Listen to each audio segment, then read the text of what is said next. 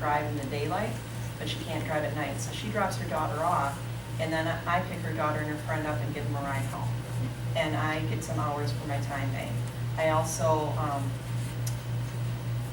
take 2 other gentlemen from the time bank that I haven't have special needs, various places. About once a month we go hang out, and I absolutely enjoy it. I have the best time when I go there and do that. We went to Saint Mine last month. Oh, I'm not Norwegian. That one. But we had a great time, and it's just a wonderful way of, you know, the give and take. And I think that's the best way to go. And with what Carrie's saying too, it allows people to do things that there isn't necessarily staffing or funding for otherwise. And I worked in the Dane County DD system for 16 years before being part of the time bank. And as welcoming and inclusive as Dane County is with people with various abilities, you know, I find the time bank is really welcoming and inclusive, because 2,300 members, and you're not a member unless you buy into that basic core value that we're all equal, we all have something to contribute. And while it's great for people to access these resources, to me the real power is that it recognizes that everybody has something to offer and contribute, which for a lot of people, that's a game changer. Absolutely. I think of the person that I'm doing an educated guess on who we took to sit into mine. And this is a guy who earned hours by teaching somebody else euchre, different person. She wanted to play euchre, and he knew how to play. He was looking for a euchre partner, so he was earning hours, and it just became this strong friendship that, you know, as oftentimes happens, goes way beyond time bank. And one of the things she was able to do is take him to visit family, you know, from Milwaukee to down by Barnabelle, he's got family, to do things that just otherwise aren't possible. So yeah, the transportation thing, or you know, tutoring. Somebody's going to MATC, could use a little tutoring help. Somebody's moving out to one of Howard's new fancy digs. Let's get some cooking skills or a little help with house cleaning, whatever it may be. So it's incredible wealth of resources there. Is it hard? We're from we have a great community. I mean, our like this kind of stuff. Oh my God! Like, is it hard to start something like that? I can I'd be glad to communicate with you. I can give you a card. I think my email's on there too. For getting something started, you know, I can give you some startup info. We got some things on our website, DaneCountyTimeBank.org. I think it just takes patience and persistence, you know, because I've sort of been hands-on helping some time banks start. And, you know, it doesn't happen overnight. Right. You just got to plug away. And that's a struggle I'm having in Rock County. And we've got probably about 90 or 100 members down there. But it's, you know, it's slow churning. It takes a while to get some momentum. So you just need a few key people to take on different roles, signing up new members, doing outreach. But like you say, if you have a good community and you think of, you know, everybody puts their hats on, who's our networks, who do we know? You know, who are some leaders in our community? What's a good organization to be involved here? You know, there's a few hundred throughout the country, so it's doable, it's feasible. But you know, again, if you're in Jefferson, I have no idea if it's going and floundering or just fizzled, but at least that gives you a contact right there that hopefully can point you in the right direction if she can't help herself. Other thoughts, questions? I do want to thank MC for the suggestion to invite Time Bank, because I didn't know a lot about Time Bank and it didn't occur to me, so I'm just thought And I just heard through someone else I haven't used to yet, but we're sitting here thinking of all the different ways. Think about for your sons or daughters, but think about for yourself as a family too. Yeah. And just a couple more things. One thing I think is lots of times the offers and requests, you know, you sign up and we kind of catalog things you're offering, things you need. Sometimes they blur together. So you have a son or daughter, let's say, loves to play board games, but doesn't have anybody to play them with. So there might be requests, hey, I love playing board games, I'm looking for somebody. Well, there's other people who are isolated in our community. So your son or daughter might put up an offer saying, hey, I love playing board games, you're looking for a partner? That's me. So you can earn hours or spend hours doing the same thing. Kind of like I started saying, it doesn't ultimately matter if you're earning, it's just to be able to connect people. one more thought, but it eluded me, but maybe I'll interrupt Kevin. Just, when it that's hits fine, me. just nudge me. So I'm Kevin Kiesling, the Executive Director at Avenues to Community, and we provide support broker services in a couple different ways. The first is through a contract with Dane County. We're serving 323 people through that contract for individuals, adults who are eligible for the home and community-based waivers that Bill was talking about. And the support broker fulfills the case management requirements, if you will, under the waivers. So we're responsible, we usually get the referrals through Dane County, or in May of this year, we'll get referrals through the high school graduates who are graduating or who had just recently graduated through the Self-Directed Services Coordinator. We call it the broker fair, where families and individuals get a chance to meet their broker. They get to interview a couple different brokers, and then they hire or choose their support broker. You can make a change of support brokers at any time, either within an organization or change from one broker organization to another. The main requirements under the contract or support brokering is to help develop a person-centered plan of support that says, who's the person? What do they need? What do they want? And help them with determining both the funding that they have, that Dane County's determined their rate is, as well as their own personal resources and other community resources to kind of see that plan through, if you will.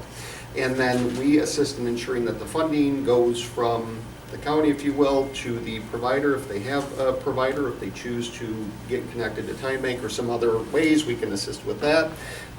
Support brokers determine, or not necessarily determine, functional eligibility, but do the recertifications on an annual basis to maintain that eligibility, the functional eligibility, as well as that financial eligibility for Medicaid.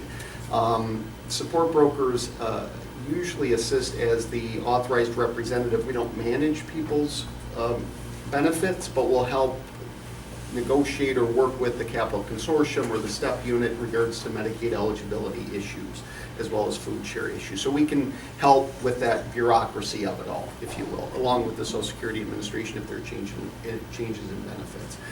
Support brokers also act as the eyes and ears of the service system, if you will. So if issues arise, we'll help to mediate issues between the individual or family and maybe the provider that they have. So we'll try and work through those. And if the person's not satisfied or guardian's not satisfied, we can help find other supports and services for you, and then help broker those costs for services between your plan and that provider. And again, as I had indicated, you can change support brokers at any point in time. Avenues is one of 6 different support broker organizations, so there are 5 others, and one of those broker organizations is SBC, Support Broker Company, I think, where you can hire your own a person that you might know to be your support broker. Usually those are independent support brokers that that people hire because they know them. It's a friend or somebody connected to them. It's not a full-time position, so you can hire them through SBC if that's the route that you decide to go. So that's one contract through Dane County. Again, we're serving about 323 people through that contract. And I think to your question or issue that you had raised, approximately 40% of the people we serve still live at home with mom and dad. And that is an issue that we do go to intake meetings on occasion to advocate for prioritization for those residential services, because it's tough for mom and dad. And a lot of situations we run in where family members are in their 80s and son or daughters in their 60s, and it becomes a challenge. So that futures planning is hugely important. We do futures planning quite frequently, path plans. Have you all heard of path plans and essential lifestyle plans and those things? Support brokers can assist and facilitate with those personal futures planning, and we do so quite frequently. Avenues also provides what's called targeted case management, and that we just started as a pilot last July for individuals who are not functionally eligible for waiver services but have Medicaid and fall in target group with having a developmental disability or physical disability. Those referrals we're generally getting through the Aging and Disability Resource Center, currently serving 20 people through targeted case management. But we have a waiting list right now of about 12 individuals for that program. Avenues does provide private pay support brokering, so that is an option if outside of Dane County for individuals that are looking for support broker services, again, to help with futures planning. And we're also currently serving about 20 people statewide and who are enrolled in IRIS. So we're serving about 20 participants all the way from Eau Claire down to Racine and parts in between. And the role of the broker in Dane County, I guess, is a little more traditional case management service coordination role, if you will. And within IRIS, again, it's more in that person-centered planning piece of what we do. Because within IRIS, there's an independent consultant, which is not a support broker. It's kind of like a support broker light, if you will. And some individuals just need a higher level of service coordination or need help with medical management or assistance with their staff, hiring their own staff. So Avenues can become involved in providing support broker services to folks within IRIS as well too. Some individuals, the state has requested our involvement. Other people have paid for our services through their IRIS rate. Talk real quick there, covered a whole bunch of things. So any questions or comments in regards to brokering, support brokering? We partner a lot with many of the people on the panel. And for us, there's no conflict of interest. So it's, again, who are you, what do you need, what do you want? And we try and connect you to those either traditional services or non-traditional services. It's both the funding that you have as well as your own personal sources of income or other community resources. So it's how can we help you develop a plan so that you can have the best life possible. It's not necessarily connected to service. So I'm sorry, I just get a little confused about this. Does support brokers come into play 18 to 21 or post 21? Well, it's when we receive, after so there's a transition coordinator, at least in Dane County, it's that transition coordinator, and they begin usually in the fall of the year prior to graduation. And sometime around May-ish or so is when that transition coordinator and the Dane County SDS coordinator starts to connect them with support brokers. So it's usually upon transitioning out of high school, that 21 age. Sometimes we might receive a referral from intake, depending upon the situation, if they're younger than 21. Okay, great. Yeah, but usually it's that transition age. Yeah. Anyone else? Okay. All right. Next. All right. I'll hand out a few materials here. So again, I'm Jason Belaungy with Access to Independence. We are an organization that advocates and provides services to people of any kind of disability and of all ages. So a number of people that we serve have multiple disabilities. It could be primary disability, of developmental disability with a mental health secondary disability. So it's important to note that, again, any type of disability, any age. We serve Dane, Columbia, Dodge, and Greene counties. But there are 7 other centers like our organization statewide that cover the entire state. So the folks in Jefferson County, your local independent living center is Society's Assets, which has an office in Elkhorn. I know a lot of folks are familiar with them as a personal care entity, but they're actually an independent living center like us. And then in Waukesha, you have Independence First out of Milwaukee. And so everything I'm really describing today of the services we do, those other centers do as well. So if you need a contact for them, I'd be happy to give you my card or let you know how to get a hold of them as well. So in terms of what we are, I mentioned we're an independent living center. What makes us unique is that we're required by law to be consumer controlled. So the majority of our staff, that's management and line staff, as well as our board of directors, have to be people with disabilities. And so we're well over that with our staff. And our board of directors also meets that requirement of people with disabilities, and of course, again, a variety of disabilities, since we serve people of any kind of disability. We're always looking for new board members from our region, so if you know folks, yourselves or others who might be interested in serving in a board, again, looking for people with disabilities, and geographic diversity is good, as well as gender and racial and ethnic minority diversity too. We're always looking for a variety there. So the type of services that we do that you'll find in any of the centers, there's 4 core services I'll start with. The first of them is information and referral. So much like you may be familiar with at the Aging and Disability Resource Center with their information and assistance, location to call, get information about any disability related question, issue, concern. Anybody, whether it's a family member, service provider, community member, can call the organization and get those questions answered.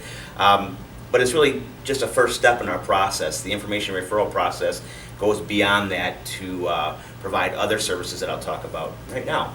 So the second of the core services is peer support. Certainly we have people on our staff who are people with disabilities, who have that lived experience with a disability, but we also work to provide training to individuals with disabilities who feel they're living successfully in the community and want to provide some mentoring to somebody else with a similar disability or similar life experience to achieve their independent living goals. A lot of folks that we serve who may need more than just some basic information but want ongoing services will open up a file, help that individual set some independent living goals, and they may want to seek a peer mentor to help them achieve those goals. That would be the role of peer mentor there. The third of the 4 core services is independent living skills training. We do this in a couple of different ways. We do it one-on-one, either in our office on Milwaukee Street or out anywhere in our 4-county service region. It could be in someone's home, at school, at work, wherever they seek that skill they lack or want to improve.